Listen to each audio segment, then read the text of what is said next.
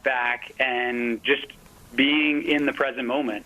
Very difficult because there's all this agitation, but if you can take that moment and really just tune into the sounds of the present moment, you'll start to notice a shift in your experience, and you'll start to notice all the agitation go away.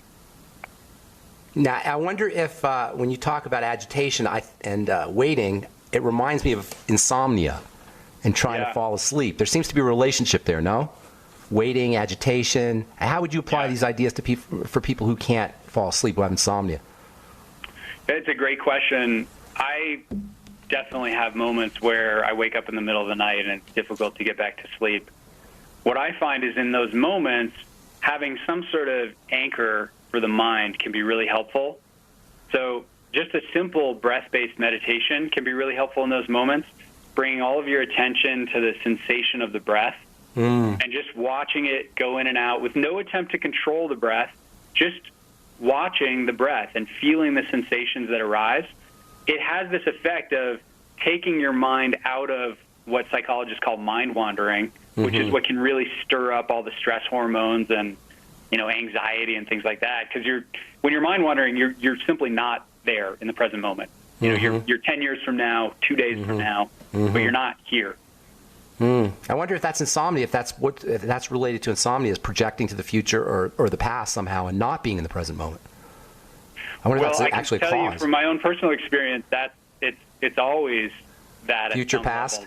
I'm thinking about an email I need to write. It's always something that's separate from what's actually happening, which is, here I am, I'm lying in a bed. That's what's happening. Breathing. So what you're talking about with noticing and mindfulness is these are really techniques for being present, for paying attention to what's happening right now, which is the only thing that's real. I mean, when we're in the future past, we're in this illusion world. We're not in the real world. And maybe that's the price we pay for living in this dream world, this illusion world, rather than in the real world. The price we pay is stress. Yeah, and there's a great study out of Harvard about 5 years ago where they studied how much time the average person spends in this mind-wandering state. And they found, on average, we spend about 47% of our day lost in thoughts about the past and future. So that was 47. One thing they found. But the really interesting they found is when we're in that state, we're less happy. So they asked people the question when they were mind-wandering, how happy are you? And then they asked them when they were present, how happy are you? How and they found that we're just happier, less stressed when we're more engaged in the task at hand or just more engaged in the present moment. The present moment has a perfection to it that the future and past don't. I mean, there's nothing wrong with the present moment, right? In the present moment, there's nothing wrong. It's always the future or the past where something's messed up. There's a certain perfection in the present moment, in the so-called now. But ironically, you can't really be in the present moment. You're always looking at it backwards, aren't you? Well, I think that there's a way, if you're really just tuned into what's happening in your body or in your environment, the sounds and the sights, I think you can. I think anytime you get into the mind and you get into the thought stream, then you're gone. I mean, anytime you have the thought, I'm in the present moment, you're probably not in the present moment. Got it. But if you have that experience that's almost beneath the cognitive level of thinking, then there's a different dimension there of experience. Okay, so now you're from Boulder, I'm from Boulder, and this is kind of normal for us, right? Talking this way.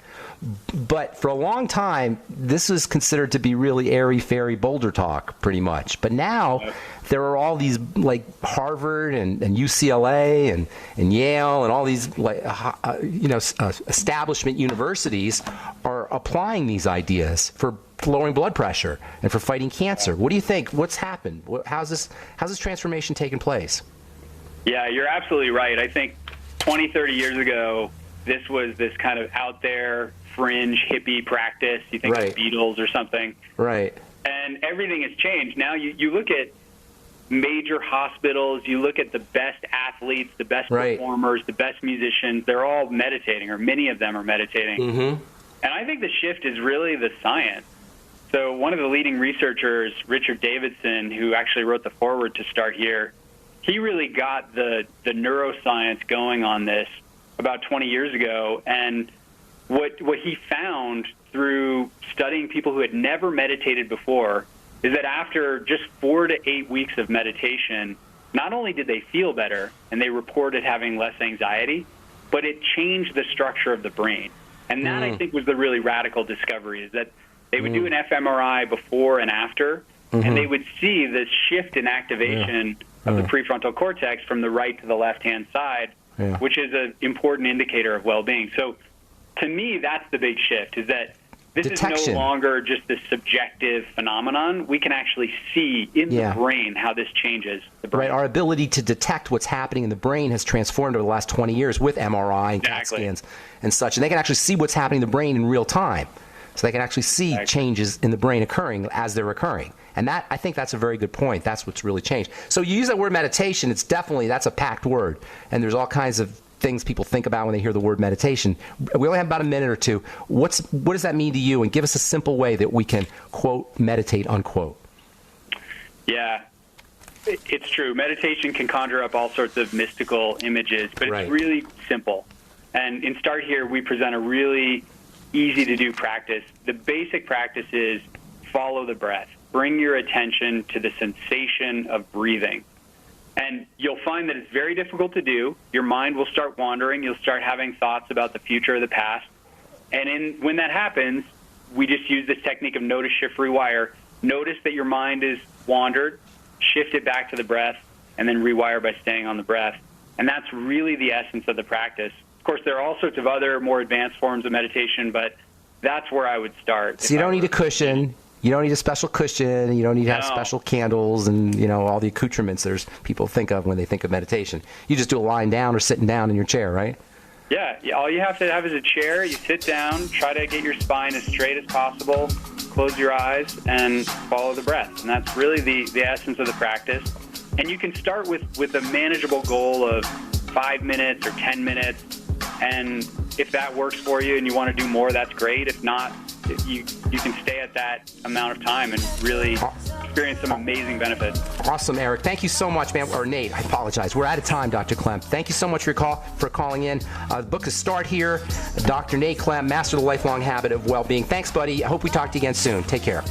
I'm Pharmacist Ben. It's been awesome. Have yourselves a spectacular, super wonderful, beautiful day. We'll talk to y'all later, folks. Bye for now.